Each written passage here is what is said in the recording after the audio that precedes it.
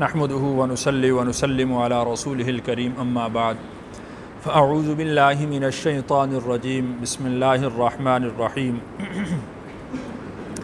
آج ہم سورۃ البقرہ کی آیت نمبر 105 پڑھیں گے۔ پہلے اس آیت کا خلاصہ سمجھ لیتے ہیں۔ اس آیت میں اللہ تعالیٰ نے یہ بات ارشاد فرمائی ہے کہ مشرکین اور یہود میں یہود بھی اور ان کے ساتھ نصارہ بھی، عیسائی بھی، اہل کتاب، یعنی یوں سمجھ لیجئے کہ یہ تین گروہ ہو گئے۔ ایک گروہ ہو گیا مشرکین کا، اور دوسرا گروہ ہو گیا یہود کا، اور تیسرا گروہ ہو گیا نصارہ کا۔ ان تینوں گروہوں میں سے جو دو گروہ تھے، مشرکین اور یہود، یہ دونوں یہ چاہتے تھے کہ رسول اور پیغمبر وہ ہم میں سے ہونا چاہیے تھا۔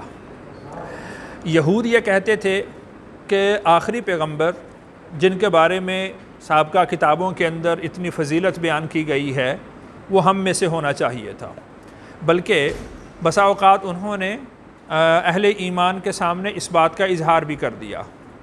جب اہل ایمان ان کو کہتے تھے کہ بھئی تم کتاب پڑھتے ہو، تم کتاب سمجھتے ہو، تمہاری کتابوں کے اندر رسول اللہ صلی اللہ علیہ وسلم کی اور آخری نبی کی نشانیاں موجود ہیں، تو تم ایمان کیوں نہیں لے آتے؟ تو وہ یہ کہتے تھے کہ ہمیں ایمان لانے پر کوئی حرج نہیں ہے، لیکن دراصل بات یہ ہے کہ تمہارے جو نبی کی بات ہے وہ ہماری سمجھ میں نہیں آتی، وہ ہماری کتاب کے مطابق تو ہیں لیکن وہ پوری علامات ان میں موجود نہیں ہیں۔ تو دراصل ان کا حسد تھا جو ان کے دلوں کے اندر تھا کہ آخری نبی بنی اسماعیل میں نہیں آنا چاہیے تھا بلکہ بنی اسرائیل میں آنا چاہیے تھا، تو آخری نبی بنی اسماعیل میں کیوں کر آ گئے؟ اور اسی طرح جو مشرکین تھے جس کو یہاں پر اللہ نے ذکر فرمایا ہے، مشرکین یہ کہتے تھے کہ اللہ تعالیٰ اگر کسی کو پیغمبر بناتے تو کسی مالدار کو بناتے، کسی سردار کو بناتے جو ان دونوں بستیوں میں مکہ اور مدینہ کے درمیان جو بڑا مالدار ہوتا، جو سردار ہوتا، تو اس کو اللہ تعالیٰ پیغمبر بناتے۔ رسول اللہ صلی اللہ علیہ وسلم یعنی دنیاوی اعتبار سے چونکہ آپ کے پاس اتنا مال آپ جمع ہی نہیں فرماتے تھے، تو مال نہیں تھا، تو کہتے تھے کہ یعنی رسول اللہ صلی اللہ علیہ وسلم کو نعوذ باللہ پیغمبر یا رسول نہیں ہونا چاہیے تھا۔ تو یہ اس آیت کا خلاصہ ہے۔ اب ترجمہ دیکھتے ہیں۔ ما کا مطلب نہیں، یودو کا مطلب دل چاہتا، الذین کفروا ان لوگوں کا، کفروا جو کافر ہوئے یا جو منکر ہوئے، من اہل الکتاب اہل کتاب میں سے۔ تو اہل کتاب میں یہود بھی ہیں اور نصارہ بھی ہیں، لیکن یہاں پر جو خصوصی طور پر مخاطب ہیں جن کی طرف اشارہ کیا گیا ہے اس سے مراد یہود ہیں۔ واو کا مطلب اور، لا کا مطلب نہ ہی یا نہیں، المشرکین مشرکوں کا، یعنی نہیں دل چاہتا ان لوگوں کا جو اہل کتاب میں سے کافر ہیں، اور نہ ہی مشرکوں کا، ان کا مطلب کہ ینزل اتارا جائے، علیکم آپ پر، من خیرن کوئی خیر، من ربکم آپ کے رب کی طرف سے، من کا مطلب سے، رب کا مطلب رب، کم کا مطلب تمہارے، من ربکم کا مطلب کیا ہوا؟ تمہارے رب کی طرف سے۔ واو کا مطلب اور، اللہ اللہ، یختص خاص کرتے ہیں، برحمتہ اپنی رحمت کے ساتھ، با کا مطلب ساتھ، رحمت کا مطلب رحمت، ہی کا مطلب اپنی۔ تو اللہ تعالیٰ خاص کرتے ہیں اپنی رحمت کے ساتھ، من یشاء جس کو چاہیں، جس کو چاہتے ہیں۔ واو کا مطلب اور، اللہ اللہ، ذو الفضل بڑے فضل والے، الفضل العظیم، بڑے فضل والے ہیں۔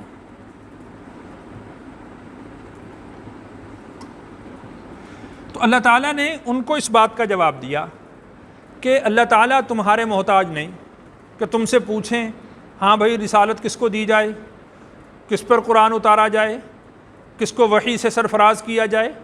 اللہ تعالیٰ تمہارے محتاج نہیں، تمہارے مشورے کی ضرورت نہیں ہے، بلکہ واللہ یختص برحمتہ من یشاء، اللہ تعالیٰ جس کو چاہتے ہیں اپنی رحمت کے ساتھ خاص کر دیتے ہیں۔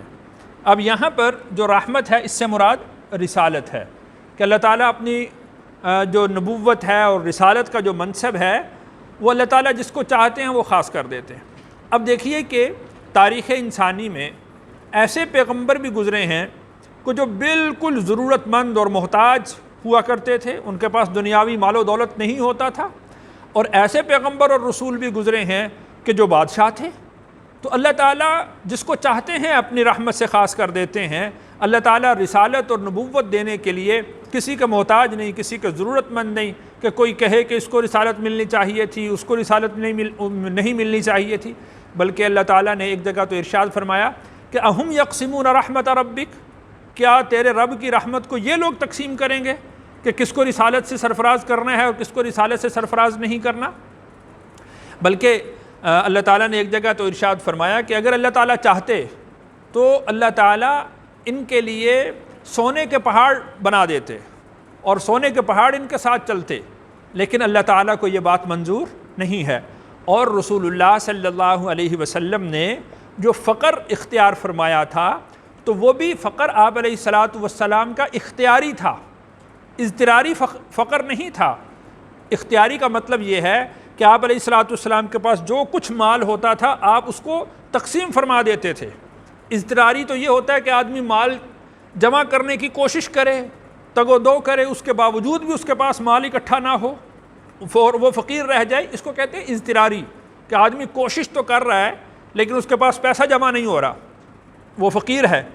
اور دوسری طرف یہ ہے کہ رسول اللہ صلی اللہ علیہ وسلم، بلکہ ایک حدیث میں آتا ہے کہ آپ علیہ الصلاۃ والسلام ایک دفعہ ساری رات بے چین رہے، کروٹیں بدلتے رہے، اور جیسے ہی صبح ہوئی آپ علیہ الصلاۃ والسلام فوراً نکلے اور فرمایا کہ میرے تکیے کے نیچے وہ سونے کا ایک درہم، ایک سکہ پڑا ہے، وہ لے آؤ۔ وہ منگوایا گیا اور وہ تقسیم کیا، وہ دے دیا غریب کو، محتاج کو۔ آپ علیہ الصلاۃ والسلام سے جب رات کی بے چینی کا امہات المؤمنین میں سے کسی نے پوچھا جن کے گھر میں تھے، تو فرمایا کہ میرے گھر میں سونے کا ایک سکہ تھا اور مجھے اس بات کا ڈر تھا کہ میں اس دنیا سے چلا جاؤں اور یہ سونے کا سکہ میرے گھر میں رہے۔ یعنی آپ علیہ الصلاۃ والسلام کا جو فقر تھا وہ اختیاری تھا۔ تو یہ نہ سمجھا جائے کہ تم اگر مالدار ہو اور تم پیسے والے ہو اور رسول اللہ صلی اللہ علیہ وسلم کے پاس دنیاوی مال و دولت نہیں ہے، تو یہ نہ سمجھا جائے کہ آپ علیہ الصلاۃ والسلام کے پاس تھا ہی نہیں، بلکہ آپ علیہ الصلاۃ والسلام کے پاس اس قدر تھا کہ کوئی ضرورت مند، کوئی محتاج جب آپ علیہ الصلاۃ والسلام کے پاس آتا تھا تو آپ علیہ الصلاۃ والسلام اس کو خالی ہاتھ نہیں لوٹاتے تھے۔ بسا اوقات تو یوں بھی ہوتا تھا کہ اگر کوئی ضرورت مند آ گیا اور آپ علیہ الصلاۃ والسلام کے پاس کچھ نہیں ہے تو آپ علیہ الصلاۃ والسلام حضرت ابو ہریرہ رضی اللہ عنہ سے فرماتے تھے کہ کسی سے ادھار پکڑ کر اس کی ضرورت پوری کر دو۔ ایسے آپ علیہ الصلاۃ والسلام ضرورت پوری کیا کرتے تھے۔ تو اس لیے ان لوگوں کا یہ کہنا کہ کسی سردار کو، کسی مالدار کو نبی بنایا جاتا، تو ان کی یہ نادانی اور بے وقوفی ہے۔ اور اسی طرح یہود کا یہ کہنا کہ رسول اللہ صلی اللہ علیہ وسلم یعنی آخری نبی کا آنا، جو افضل الانبیاء ہیں، جو امام الانبیاء ہیں، تو ان کی بعثت بنی اسرائیل میں ہونی چاہیے تھی۔ تو اللہ تعالیٰ نے ارشاد فرمایا واللہ یختص برحمتہ من یشاء۔ یہاں پر ایک بات سمجھ لیں، یہاں پر رحمت کا لفظ ہے اور یہاں پر فضل کا لفظ ہے۔ رحمت سے مراد یہاں پر رسالت ہے کہ اللہ تعالیٰ جس کو چاہتے ہیں اپنی رحمت سے، اپنی رسالت سے خاص فرما دیتے ہیں۔ فضل اس نعمت کو کہتے ہیں جو ابتداءً کی جائے بلا وجہ، یعنی کہ اس نے کوئی شکر ادا نہیں کیا، اس نے اللہ تعالیٰ سے مانگا نہیں، اللہ تعالیٰ جس کو عطا فرما دے اس کو کیا کہتے ہیں؟ فضل۔ یعنی اب اللہ تعالیٰ نے ہمیں جتنی نعمتیں عطا کی ہیں، ہم پیدا ہوئے، اللہ تعالیٰ نے ہمیں دیکھنے کی صلاحیت دی، بولنے کی صلاحیت دی، پکڑنے کی صلاحیت دی، چلنے کی صلاحیت دی، ہم نے تو کچھ نہیں مانگا تھا اللہ سے، تو اللہ تعالیٰ نے یہ سب ہمارے اوپر کیا فرمایا؟ فضل فرمایا. یعنی جو بن مانگے ابتداءً وہ مل جاتا ہے اس کو فضل کہتے ہیں. تو واللہ ذو الفضل العظیم، اللہ تعالیٰ بڑے فضل والے ہیں، اپنے بہت سارے بندوں کو ان کے مانگے بغیر بہت ساری چیزیں اللہ تعالیٰ نوازتے رہتے ہیں. اللہ تعالیٰ سے دعا ہے اللہ تعالیٰ مجھے اور آپ کو اپنے شکر گزار بنائے.